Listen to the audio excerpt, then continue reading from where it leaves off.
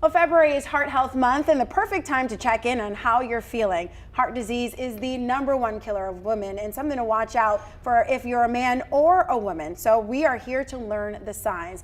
Dr. Acharya from Cone Health's Medical Group Healthcare on Northline Avenue is here with us this morning.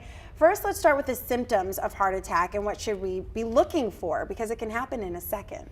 Absolutely. So first and foremost, if you have any symptoms that are unusual to you or different from your normal health, that's worthy of mentioning to your primary care provider or your cardiologist.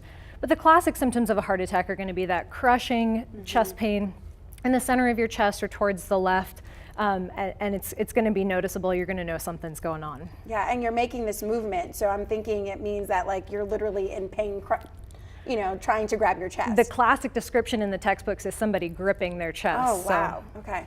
Well, that's a good visual to have. So the signs of a heart attack can be different in men and in women. What are they? So women sometimes will have milder symptoms, and sometimes that's why they're not diagnosed as quickly or as frequently with heart disease. So what we're looking out for in women especially is if you have shortness of breath, if you're having neck or jaw pain, shoulder pain, back pain, abdominal pain, you'd think those are not as typical, but those can also be signs of a heart attack. Dizziness or lightheadedness and shortness of breath. And one that's common is indigestion.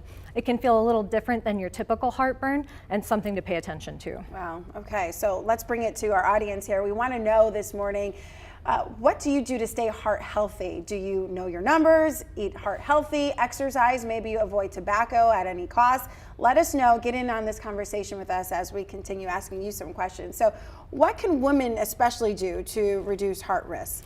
Absolutely. So to reduce your risk of heart disease, you want to know what your risk is. So it's really good to know your family history.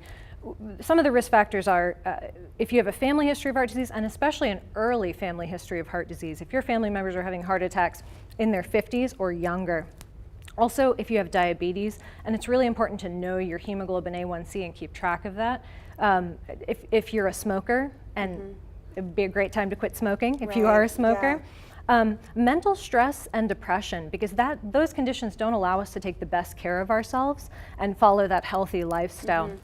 And then being inactive is a risk factor as well, not getting that physical activity every day. So it sounds like the risk factors and what you do to prevent it are kind of the same. Exercise, eating healthy, stop smoking, all great things to try to reduce your risk. Absolutely, and just being really cognizant of what your risk factors are. Know your blood pressure, know your hemoglobin A1C if you're a diabetic, know what your cholesterol is, so you can meet your doctor halfway and really be your own advocate for your own health.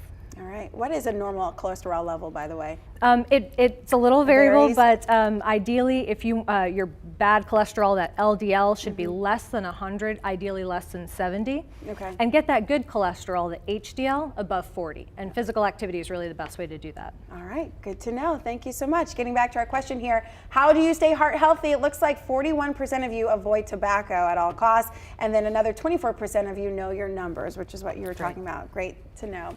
All right, well, make sure that you go ahead and find out more about To Your Wellbeing. It is an ongoing discussion that we have on our website, WFNYnews2.com. Just click on the To Your Wellbeing section on our website, and we have a link to all of the resources that Cone Health offers.